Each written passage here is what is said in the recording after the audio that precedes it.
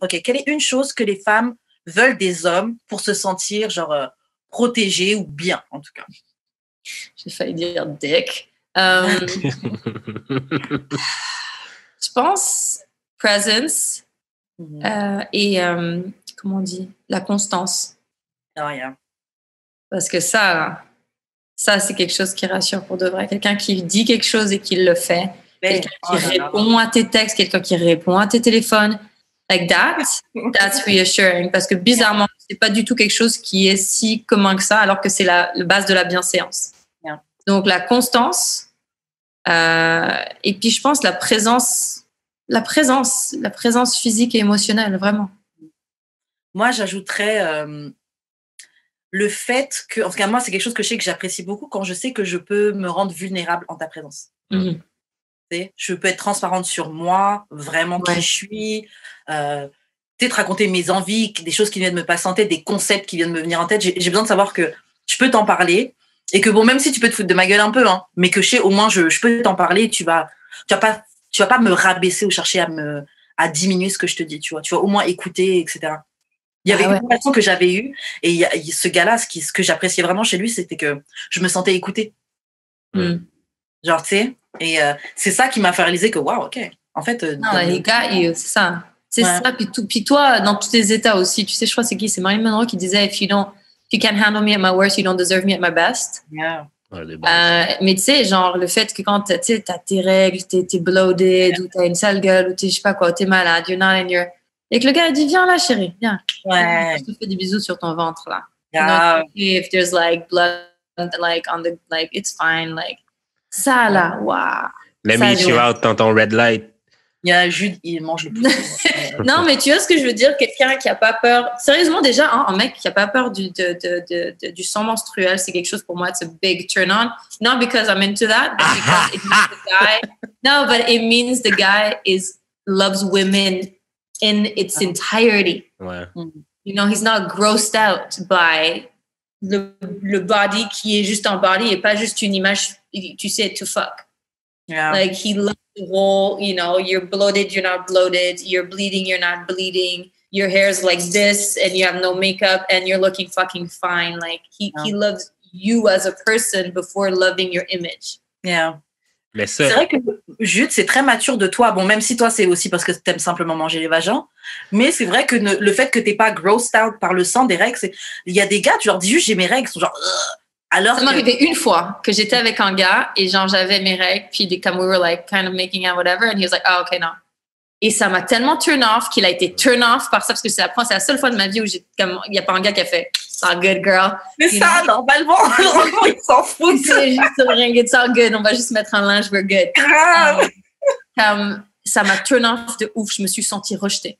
Ouais. Alors que t'as juste tes règles, genre. It's nothing. Mais il y a aussi, mais l'affaire aussi, c'est qu'il y a beaucoup de femmes aussi là ça comme leurs propres règles les dégoûtent. Programming, c'est programmation. That's weird. Non, mais ça m'arrive vraiment. Qui sont pas in touch avec, tu sais, je connais même des femmes qui se sont jamais vraiment regardé la vulve. Ah ouais. Imagine, moi je la regarde tous les jours. Bah pas tous les jours, mais je la regarde, là, je la connais. Bonjour. Non, je te jure, j'ai un miroir, je la regarde quasiment tous les jours. Non, moi je la connais, de toute façon, je m'épile toute seule. J'ai appris, pendant le confinement, j'ai appris à m'épiler toute seule. Sérieux? C'est seulement maintenant que tu as appris. Non, moi, je me connais par cœur là en bas. En fait, j'aime pas non plus l'idée de pas avoir quelque chose que quelqu'un d'autre voit. Avec ça, c'est un truc, je suis pas bien. Si quelqu'un me voit sous un angle que je connais pas, like I'm gonna feel. Tu sais, c'est aussi peut-être un truc de power, de manquer de. Tu contrôles pas. Je sais pas, mais that's also something. I'm like, I need to know where you're at, you know? Ça veut dire que tu connais, mettons, l'image de ton dos par cœur? Non, moi, je connais juste l'image de mon dos. Je sais à quoi je ressemble de dos, je sais comment je ressemble de dessous, je sais à quoi ressemble mon trou de balle, je sais, tu sais, genre, I know. J'avoue, je sais comment je suis à quatre pattes, doggy style, tout ça, je sais comment. Yeah. And it's okay. C'est important d'être à l'aise avec ça parce que sinon, t'arrives pas à te lâcher quand t'es... C'est ça. Et c'est ça qui est très important parce que je trouve que quand tu connais ton corps, t'es forcément en train de mieux performer sexuellement. Et quand je dis performer, c'est pas forcément pour l'autre, hein, mais toi-même, quand t'es en train de faire... t'es plus efficace dans ton lien avec toi-même. Oui, c'est hyper important d'être bien avec soi-même parce que you have to feel yourself in order to have good sex. D'abord pour toi, et une fois que toi, tu as du bon sexe, forcément, tu auras du meilleur sexe avec ton partenaire. Mais c'est hyper important. Et si, pareil, nous, on n'arrive pas à se voir autrement que juste d'une seule manière, la seconde où tu vas être dans une position que tu n'as pas l'impression que tu maîtrises, tu vas te bloquer et tu vas te dire je suis pas belle, il va pas me trouver belle. Alors que les gars, en réalité, c'est un truc que j'ai appris dans ma vie, c'est que toutes les positions un peu cheloues, les bouts de graisse qui de base, les gars sont là, yeah, ils kiffent quoi. Grave. Mais en fait, ma question par rapport à ce que la question principale, c'était comme, tu sais, je sais pas si vous avez ça, les femmes blanches, mais comme, tu entends souvent les femmes noires dire que les hommes noirs les protègent pas et tout. J'ai même entendu mon ami asiatique dire un peu la même chose comme les hommes asiatiques ne protègent pas. Regarde, c'est un peu compliqué parce que là, tu parles de communauté et moi... Non, mais attends, mais j'avais pas fini. Ok, excuse-moi. Ma question, c'était plus genre, c'est quoi une chose, ma question, c'était à la base pour les femmes noires, mais comme, est-ce qu'il y a une chose que les hommes blancs, que tu aimerais que les hommes blancs fassent pour aider, genre, les femmes blanches, mettons? Weirdest question. Déjà, c'est un peu compliqué parce que là, c'est vraiment des espèces de catégorisations qui sont un peu bizarres. Ouais. Moi, faut parler de communauté, je pense. Ouais. Moi, je viens d'une communauté qui est la communauté juive du côté de mon père, en tout cas, et ma mère est convertie, donc j'ai grandi dans la communauté juive, mais j'ai grandi en tant que juive dans des communautés qui n'étaient pas juives, donc j'ai toujours été un peu celle qui était à part. Donc, je pense pas qu'il y a une communauté blanche, puis je pense pas faire partie de la communauté blanche, puis très honnêtement, je pense pas que les femmes blanches ont besoin de l'aide des hommes blancs. Je trouve ça très bizarre. Et alors que la communauté noire, pareil, c'est aussi quand même un drôle de stéréotype parce qu'après, tu as les communautés qui sont plus haïtiennes et des gens qui sont d'origine africaine, tu as les noirs américains qui sont des communautés quand même un petit peu différentes, mais qui ont été toutes catégorisées ensemble à cause de l'histoire de l'esclavage et de racisme de nos sociétés. Donc, je pense que c'est différent parce qu'il y a une oppression sur ces communautés-là et en particulier, justement, sous-catégoriquement, si on fait les catégories par les femmes de ces communautés-là. Donc, en tant que communauté, je pense qu'il y a un devoir de se tenir les pouces. Et ça, peut-être, la seule chose que je pourrais dire, c'est en tant que femme juive, les femmes juives, les hommes juifs, tu vois, à la limite. Parce qu'on a été catégorisés comme ça et on a été oppressés par, historiquement, toutes les sociétés où on était. Et donc, il y avait... Et là, non, là, j'ai rien à dire parce que s'il y a un truc qu'on fait bien quand même chez nous, on se tient bien les uns les autres, tu vois. Mais c'est très différent, c'est basé sur la religion, nos histoires sont différentes. Aussi, au niveau de l'organisation de notre communauté, tu dois te marier avec quelqu'un de ta communauté parce que comme ça les enfants, etc. Alors que les communautés dites noires, asiatiques, etc.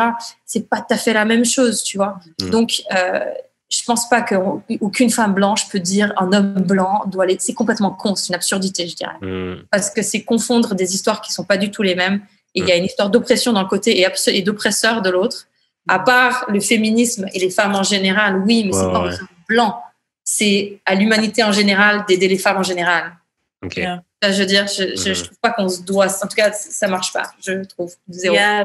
Je trouve aussi que white people as a whole, ils fonctionnent pas en tant que communauté parce que, comme tu as dit, ce qui crée entre guillemets la communauté, c'est l'oppression. On parle de communauté parce que voilà, justement, on a ce point commun qui est l'oppression par rapport à la couleur de peau et tout.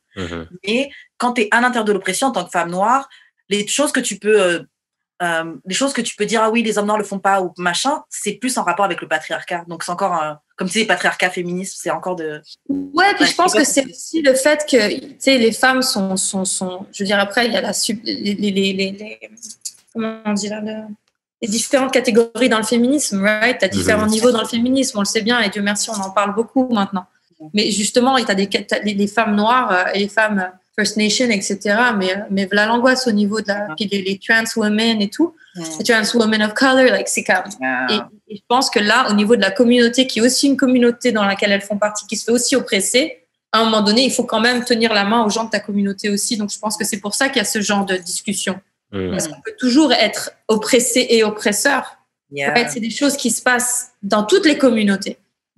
Mais je pense que l'idée de la communauté blanche, puis moi, j'ai jamais trouvé penser faire partie de ça parce que les Blancs, moi j'ai grandi en Europe, tu sais, j'ai la peau blanche, donc oui, mais dis-toi bien que les Juifs, les Français et les Allemands, d'où viennent ma famille et tous ces trucs-là, comment te dire qu'ils me considéraient pas, nous, comme eux, tu vois. Et puis même chez les Blancs, t'as les Slaves, t'as les Ariens, c'est des catégorisations que je trouve un peu, je suis un peu mal à l'aise avec ça. Puis je trouve que ça arrive plus en Amérique du Nord qu'ailleurs. Tu sais, c'est un peu, it's complex, man. Mais pour répondre, je pense que ça se compare absolument pas. Mais ça n'a rien à voir. Zéro. Ok, ouais, je comprends.